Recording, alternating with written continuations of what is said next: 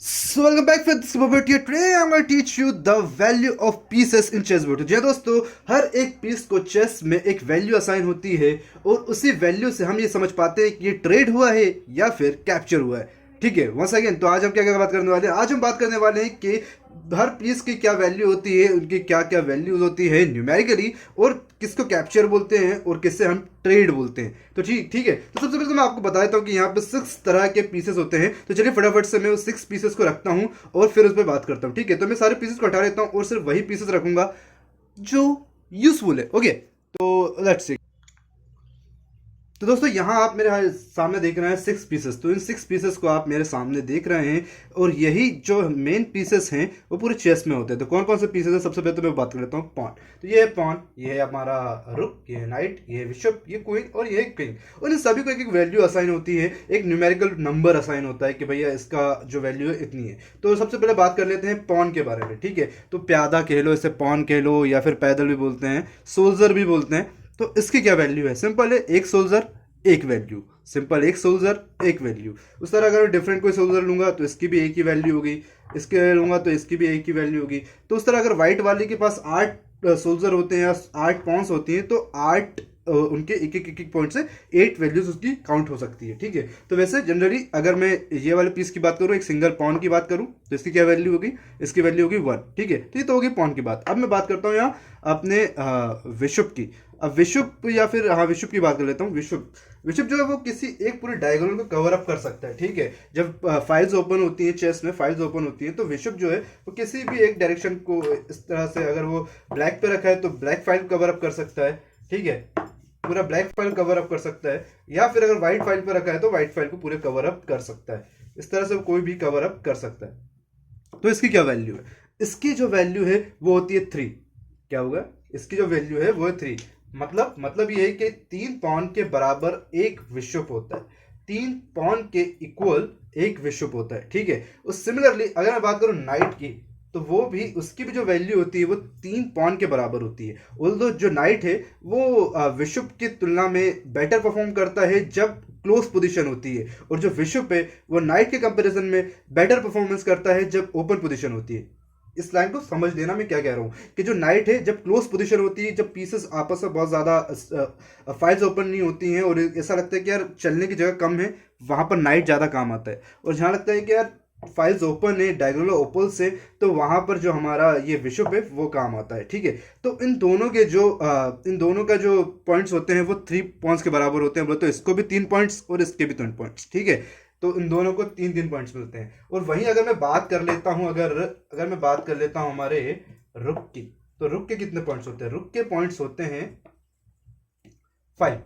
जी हाँ दोस्तों, रुक के 5। 5 पॉन्स के बराबर एक अकेला रुक होता है। बोले तो रुक के कितने पॉइंट्स हो गए? 5 हो गए। या फिर हम इसे अगर 3 पॉन्स को हटाकर यहाँ पर मैं एक नाइट रख दूं, तो नाइट के 3 और 2 पॉन के बराबर एक रुक। या फिर अगर एक विशुप को रख दूं, तो 2 पॉन और एक विशुप के बराबर एक हमारा रुक होता है। तो रुक को मिलते हैं 5 पॉइंट। ठीक है दोस्तों, रुक को मिलेंगे 5 पॉइंट, याद रखना। ये रुक्स के पॉइंट हो गए। अब बात करता हूँ क्वीन की बात। तो क्वीन को कितने पॉइंट्स मिलेंगे? क्वीन को पॉइंट्स मिलेंगे यार, क्वीन के सबसे ज्यादा पॉइंट्स होते हैं। तो देखो यहाँ पर जितने पॉइंट्स हैं उसमें भी एक्स्ट्रा एक और पॉन रख दूंगा, एक और एक्स्ट्रा पॉन, तो 9 पॉन्स के बराबर हमारी एक क्वीन होती है। ठीक है, तो 9 पॉइंट होंगे, 1 2 3 4 5 6 7 8। तो चूंकि 8 ही है यहाँ पर, तो ये 9 मैंने वाइट ले लिया।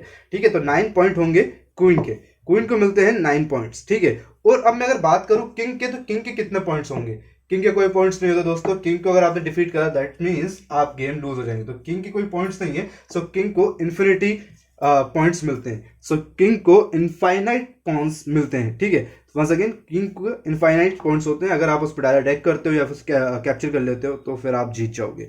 ठीक है, तो अब मैं बताता हूँ कैप्चर और ट्रेड में क्या डिफरेंस होता है। तो हम कब कैप्चर बोलते हैं, कब ट्रेड बोलते हैं। ठीक है, तो आपने कई बार सुना होगा चेस में कि इसे ये कैप्चर हो गया या फिर ये ट्रेड हो गया, तो वो कैसे होता है वो मैं आपको थोड़ा समझाता हूँ। कुछ पीसेस को हटा लेता हूँ दोस्तों, कुछ पीसेस को हटा लेता हूँ और बाकी चीज़ों को बताता हूँ। ठीक है, तो ये मैंने कुछ पीसेस को यहाँ पर रख दिया है और यहाँ पर भी मैं कुछ पीसेस को जमा देता हूँ थोड़ा सा, और आपको थोड़ा समझ में आया कैप्चर क्या हो रहा है। और इस तरह से यहाँ पे मैंने इस तरह से वाइट का कुछ यहाँ पे पीस रखा हुआ है, या चलिए इससे कर लेते हैं, ये वाइट ने एक पीस चला, ये वाइट ने पीस चला, ठीक है, ये वाइट ने ये ब्लैक ने एक पीस चला, इस तरह से कुछ पोजीशन जमी हुई है।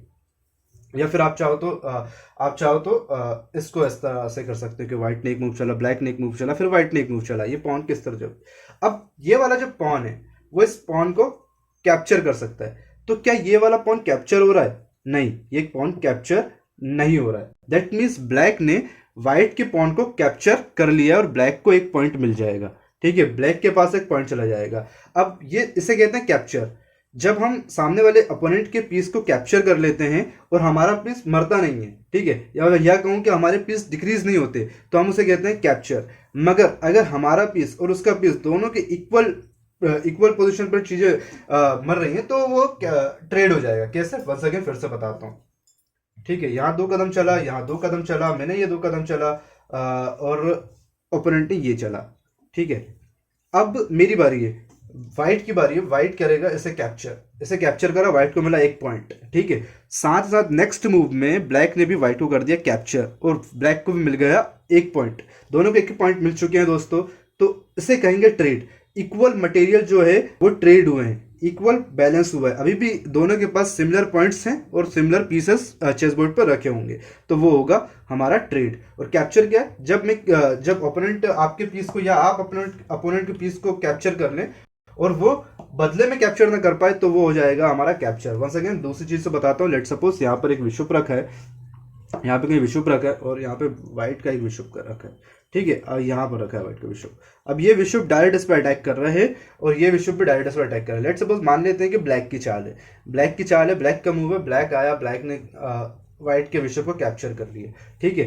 ब्लैक को मिल गए 3 पॉइंट्स, व्हाइट गया और उसने अपने पॉन से वापस से विशुप को कैप्चर कर लिया। अब वापस से मिल चुके हैं व्हाइट को भी 3 पॉइंट्स, दोनों को 3 पॉइंट्स मिल गए, मतलब ये ट्रेड हुआ है, कैप्चर नहीं हुआ। मगर अगर यहाँ पर सेम पोजीशन पर अगर व्हाइट की चाल होती तो व्हाइट जाता और उसे कैप्चर कर लेता। अब क्या व्हाइट का पीस कैप्चर हो रहा है किसी भी पीस से? नहीं, ये कैप्चर नहीं हो रहा। दैट मीन्स व्हाइट को 3 एक्स्ट्रा पॉइंट मिल चुके हैं, ये इसने कैप्चर किया है, ना कि ट्रेड हुआ। तो ये होता है ट्रेड और कैप्चर का। इस तरह अगर पीस के साथ भी हम कर सकते हैं। लेट सपोज अगर एक अनबैलेंस्ड कैप्चर ही बताता हूँ, मतलब क्या होता है कि जैसे ये हो गया और यहाँ पर ये हो गया, ठीक है, तो व्हाइट की चाल है, व्हाइट जाएगा और उसे कैप्चर कर लेगा नाइट को, ठीक है, तो व्हाइट को मिल गए अगेन 3 पॉइंट्स। मगर मान लो कि व्हाइट यहाँ पर है, अब चाल है ब्लैक की चाल है और उसने 2.5 कदम में इसे कैप्चर कर लिया, ठीक है, तो अब मिलेंगे ब्लैक को 3 पॉइंट्स, ठीक है। मगर अब यहाँ पर कुछ इस तरह से कर लेते हैं, ये कुछ इस तरह से, ठीक है, ये पीस अब ब्लैक की चाल है, ब्लैक ने यहाँ पर इसे कैप्चर किया, ब्लैक को मिले 3 पॉइंट्स। साथ ही साथ यहाँ पर इस पॉन से या फिर आप चाहो तो इस पॉन से, किसी भी पॉन से इस ब्लैक के पीस को नाइट को कैप्चर कर लो, तो व्हाइट के पीस को भी मिल गए हैं 3 पॉइंट्स, ठीक है। अब यहाँ पर ट्रेड तो हुआ है, मगर नाइट और विशुप के बीच में हुआ है। जो ट्रेड हुआ है वो नाइट और विशुप के बीच में हुआ है। ये पोजिशनली बैलेंस नहीं है, मतलब नाइट से नाइट कैप्चर करते तो ये पोजिशनली ट्रेड है, बैलेंस ट्रेड है। और अगर इम्बैलेंस ट्रेड बोले तो ये वाला है, ठीक है, कि आप विशुप और नाइट को कैप्चर कर रहे हो, सेम पॉइंट आ रहे हैं, ऑल्दो पॉइंट सेम आ रहे हैं, मगर गेम में हो सकता है थोड़ा बहुत आपको मतलब फाइल्स ओपन मिल जाए या फिर थोड़ा अटैक करने का चांस मिल जाए, इस तरह की कुछ चीज़ें पॉसिबिलिटी हो सकती है, इसलिए थोड़ा सा इम्बैलेंस चेस का ट्रेड बोलते हैं। तो इस तरह से हम इसको क्या कहेंगे, कैप्चर एंड ट्रेड कहेंगे। अब साथ ही साथ अगर मैं यहाँ पर ये क्वीन है हमारी, क्वीन से अगर मेरे को किसी पर अटैक करना है, तो जैसे स्पॉन पर अटैक हो रहा है, ये गया, इसने से कैप्चर करा, ब्लैक को कितने पॉइंट मिले? सही गैस कर रहा है, ब्लैक को मिला 1 पॉइंट, ठीक है। ऑल्दो अगर यहाँ पर कहीं पीस रखा हुआ है, क्वीन ने गलती से यहाँ आके रख दिया, ठीक है। अब व्हाइट की चाल है, व्हाइट ने इससे कैप्चर करा, ठीक है, तो अब व्हाइट को कितने पीस मिल गए, पॉइंट्स मिलेंगे, क्योंकि उससे क्वीन को कैप्चर करा है तो 9 पॉइंट्स मिलेंगे। वंस अगेन क्वीन को कैप्चर करा है तो 9 पॉइंट्स मिलेंगे और ब्लैक बहुत अच्छी पोजीशन में आ जाएगा, ठीक है, जीतने के चांस में भी आ सकता है। ये पॉइंट्स का खेल होता है, ठीक है। अब लेट सपोज रुक है, रुक यहाँ पर है, ये गया, उसने यहाँ कैप्चर करा, ठीक है, यहाँ कैप्चर कर लिया रुकने से, पॉन कैप्चर करा, एक व्हाइट को 1 पॉइंट मिल गया। अपनी क्वीन से इस रुक को कैप्चर करता है ब्लैक, ठीक है, अपनी क्वीन से रुक को कैप्चर करता है ब्लैक, तो रुक कितने पॉइंट्स मिले ब्लैक को? 5 पॉइंट्स मिले। तो ये क्या हुआ, ये अनइक्वल ट्रेड हुआ, मतलब ब्लैक को ज़्यादा पॉइंट मिले, व्हाइट को कम पॉइंट मिले, ब्लैक ज़्यादा बेटर पोजीशन पर है, इससे ये समझ में आता है, ठीक है। अब सामने ये अटैक बना रहा है यहाँ पर, लेट सपोज आपने यहाँ चल दिया, यहाँ पर सीधे डायगोनल पर अटैक बना रहा है, ये वाला कैप्चर करा पीस और 1 पॉइंट और एक्स्ट्रा ऐड हो गया। इस तरह से पॉइंट्स एक्स्ट्रा ऐड होते जाते हैं। तो ये कुछ पॉइंट्स होते हैं, ये कैप्चर और ट्रेड होता है। तो इस तरह से हम चेस में ट्रेड और कैप्चर करते रहते हैं, ठीक है।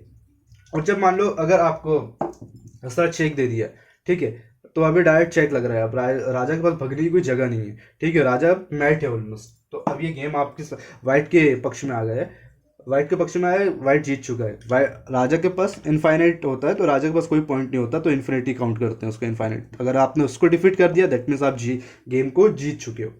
सो दैट्स ऑल गाइस, आज की वीडियो में इतना था। अगर आपको हमारा वीडियो पसंद आया तो प्लीज लाइक करो, शेयर करो, सब्सक्राइब साथ दबाइएगा बेल आइकन को, बताइएगा कि आपको चेस पीसेस के पॉइंट्स समझ में आए हैं या नहीं आए हैं, और ट्रेड और कैप्चर का मीनिंग समझ में आया है या नहीं आया। तो मिलते हैं नेक्स्ट वीडियो में। Bye, thanks for watching.